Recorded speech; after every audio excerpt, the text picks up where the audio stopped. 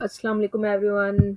जैसा कि आप लोग जानते हैं, मैथमेटिक्स फॉर केमिस्ट्री हम लोगों ने सीरीज स्टार्ट की हुई है। तो उसमें मैथमेटिक्स फॉर केमिस्ट्री में हमने लास्ट वीडियोस में हमने डिफरेंशिएशन को कवर किया था। तो आज हम एक नया टॉपिक स्टार्ट करें जो कि बहुत इंपॉर्टेंट है मैथमेटिक्स फॉर केमिस्ट्री में। ओवरऑल अगर मैथमेटिक्स की भी बात करें ना, तो उसमें भी बहुत इंपॉर्टेंट टॉपिक है, वो है इंटीग्रेशन। तो आज हम पढ़ेंगे integration के introduction, types, और why we use integration in chemistry. So let's move toward the next. Definition of integration in calculus और maths. इंटीग्रेशन जो है ना, एक फंडामेंटल ऑपरेशन हम उसे बोलते हैं जब हमारे पास कोई भी एक्सप्रेशन हो, जो है ना, कोई भी एक्सप्रेशन हो, कोई भी इक्वेशन हो, उसको हम इनपुट दें और हमारे पास आउटपुट में कोई ना कोई वैल्यू आ जाए, कोई भी वैल्यू ऑब्टेन्ड हो, उसको इस सारे प्रोसेस को बोलते हैं ऑपरेशन। सो ये एक इंटीग्रेशन ऐसा ऑपरेशन है, ऐसा ऑपरेटर है जिसको हम किसी भी एक्सप्रेशन पर या इक्वेशन पर अप्लाई करेंगे तो हमारे पास आउटपुट आ जाएगी। तो इंटीग्रेशन जो है ना, ये रिवर्स होता है डिफरेंशिएशन के। जब भी इंटीग्रेशन का टॉपिक आए तो आप लोगों ने ये हमेशा माइंड में रखना है कि इंटीग्रेशन जो होती है ना, ये डिफरेंशिएशन या फिर डेरिवेशन की ऑपोजिट होती है, रिवर्स होती है। अब इंटीग्रेशन को हम यूज करते हैं क्वांटिटीज को फाइंड आउट करने के लिए, जैसे कि एरिया अंडर कर्व्स के अंदर जो भी एरिया होता है, कोई भी ग्राफ प्लॉट करते हैं उसके अंदर जो कर्व आती है उसको एरियाज को फाइंड आउट करने के लिए इंटीग्रेशन को यूज करते हैं। कोई भी चेंज आ जाए, चेंज किसी भी वजह से आ जाए, फॉर एग्जांपल अगर हम एक्सेलरेशन को स्टडी कर रहे हैं तो उसके अंदर क्या आता है, velocity change with respect to time होता है, तो वो भी जो है ना वो इंटीग्रेशन में ही आता है। और जो है ना, ये अगर हम वन लाइन डेफिनेशन इंटीग्रेशन की बात करें ना, तो ये वन लाइन डेफिनेशन इसकी ये होगी कि ये है anti derivative of function is known as integration. तो here is a general expression for integration. ये जो सिंबल शो हो रहा है, ये जो सिंबल है, ये इंटीग्रल का सिंबल है जो इंटीग्रेशन में यूज करते हैं। नेक्स्ट कोई भी फंक्शन आ जाता है, साथ dx आ जाता है, is equal to F of X, यानी फंक्शन प्लस कांस्टेंट। आप लोगों ने जब भी इंटीग्रेशन के क्वेश्चन सॉल्व करने ना, तो सभी क्वेश्चंस में आप लोगों ने प्लस कांस्टेंट लाजमी लिखना, अदरवाइज आपके क्वेश्चंस गलत हो जाएंगे। नेक्स्ट टाइप्स की बात करें, इंटीग्रेशन की टू टाइप्स हैं। फर्स्ट इंडेफिनेट इंटीग्रेशन और सेकंड डेफिनेट इंटीग्रेशन। अब इनमें डिफरेंस क्या है?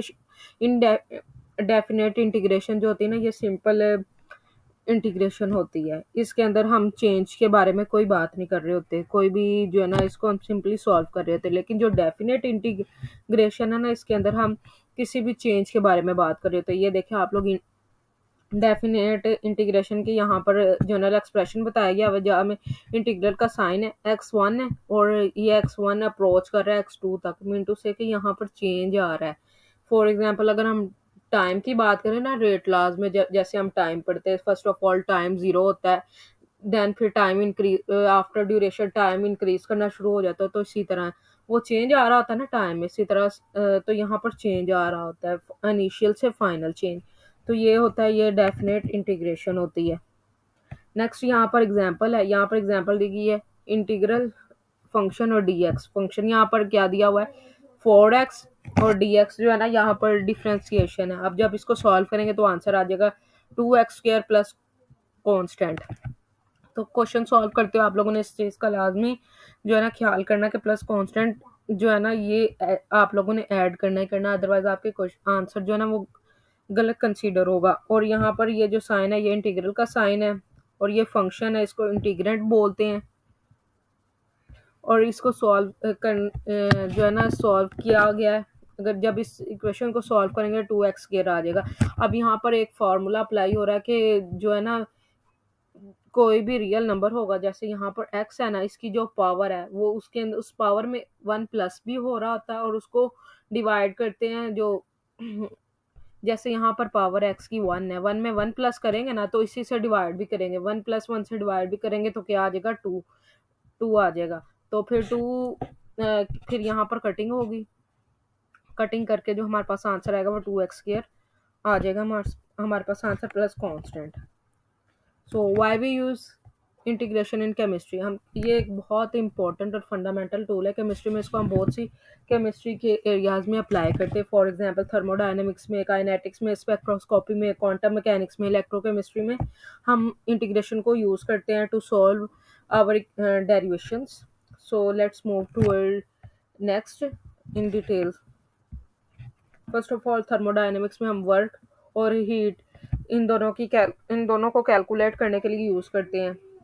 जैसे कि इक्वेशंस मैंने यहाँ पर लिखी भी हुई हैं, इन दोनों में हम इंटीग्रेशन को यूज़ करते हुए सॉल्व करेंगे। नेक्स्ट, एंट्रोपी में यूज़ करते हैं, इंट्रोपी में सिंपल एंट्रोपी में भी यूज़ करते हैं कैलकुलेशन में। और जब हम रिवर्सिबल प्रोसेसेस की एंट्रोपी में बात करें तो वहाँ पर भी हम इंटीग्रेशन को यूज़ करते हैं।